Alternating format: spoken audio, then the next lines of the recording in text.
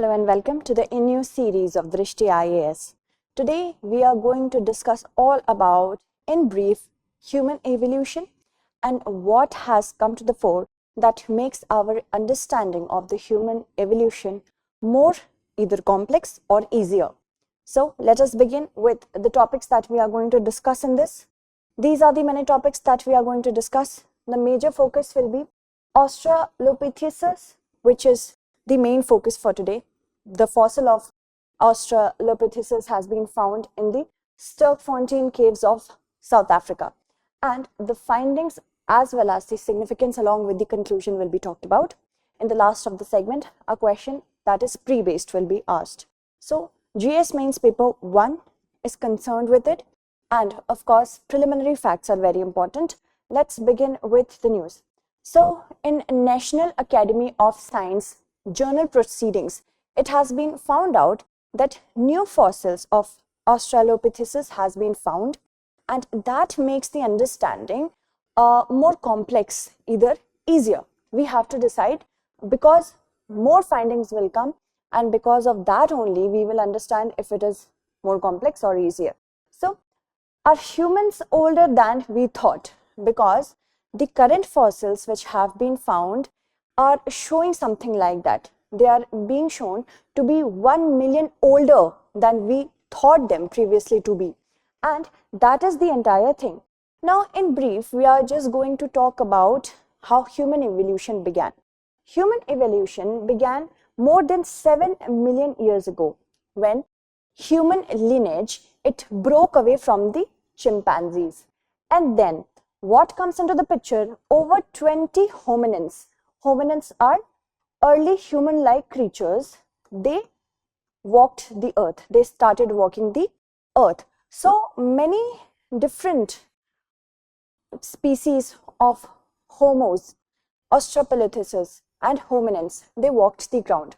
But today the most ones that remain are of course the genus Homos. Okay, the Homos is genus. So time varying with time, the early hominins, they showed various features which are very congruent or very similar to the current human beings, such as large brain, large cranial capacities, showing that the early humans started having larger brains, small teeth, showing less hunting and more eating.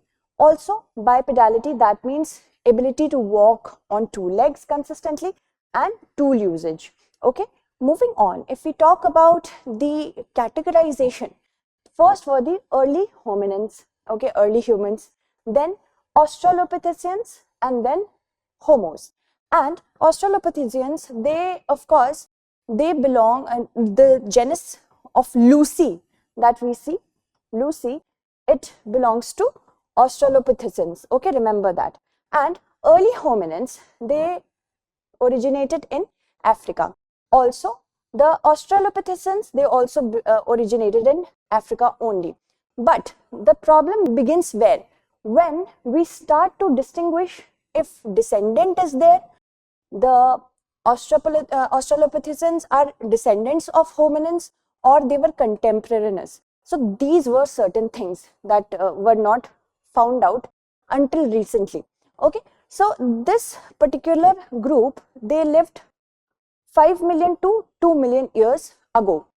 Basically, they had many ape-like features. The features were similar to the apes, and these were the first primates as well.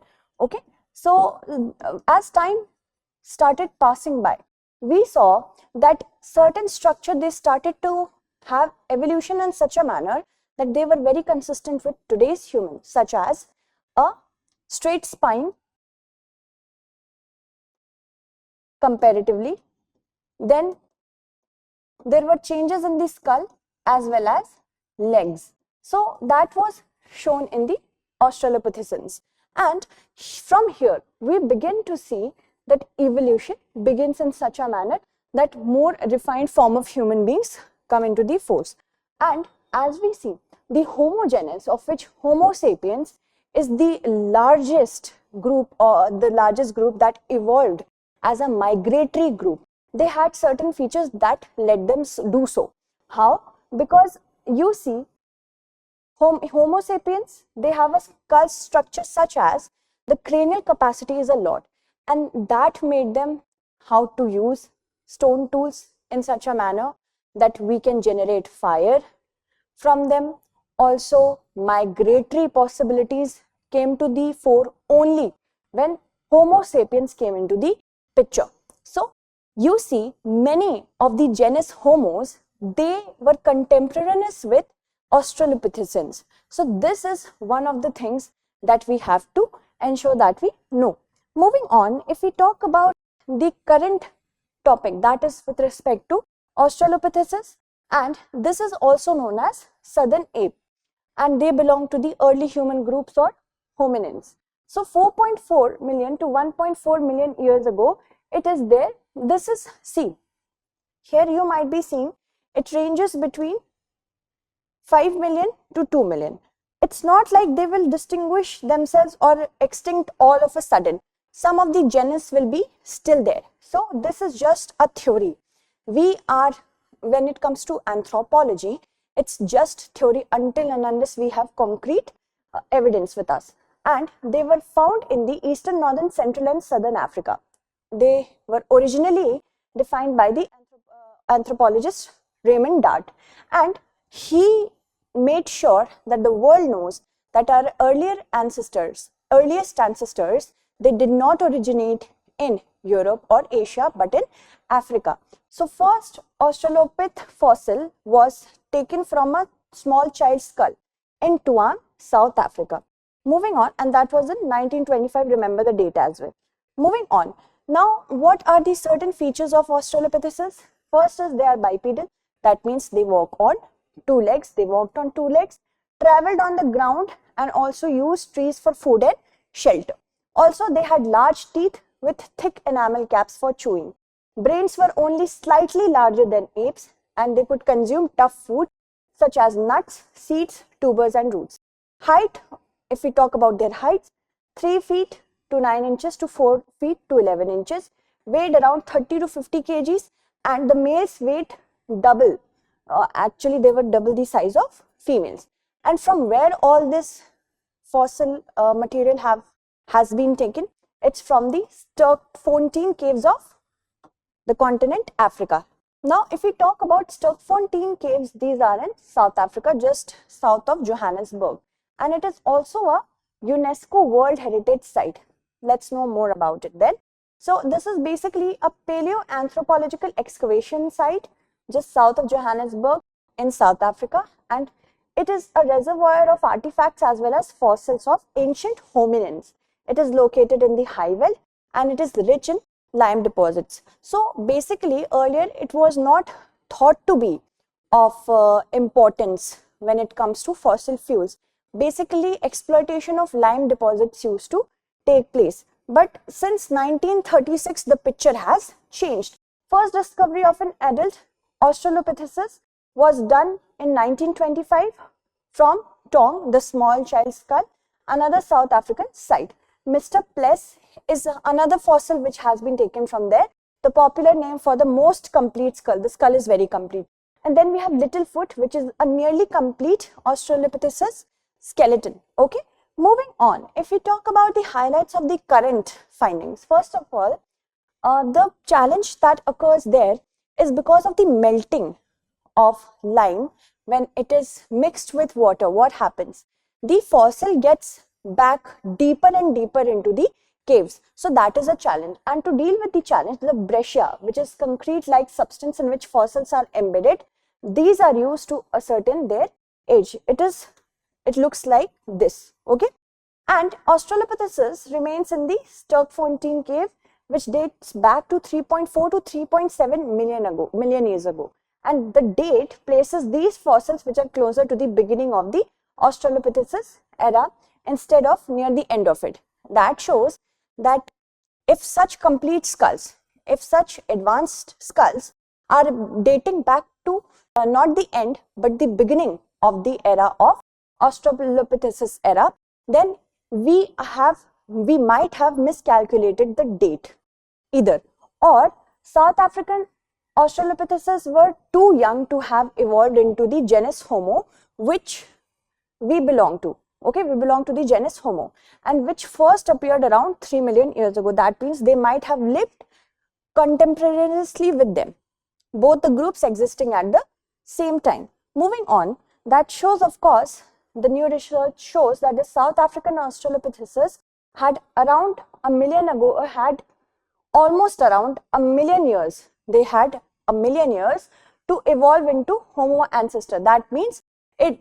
we could have, if we place Homo sapiens and Australopithecus in such a manner that according to the particular findings, we would have taken much longer to evolve, right? And according to the researchers, the group of Australopithecus africanus were not descendants of Australopithecus afarensis from East Africa, but living together.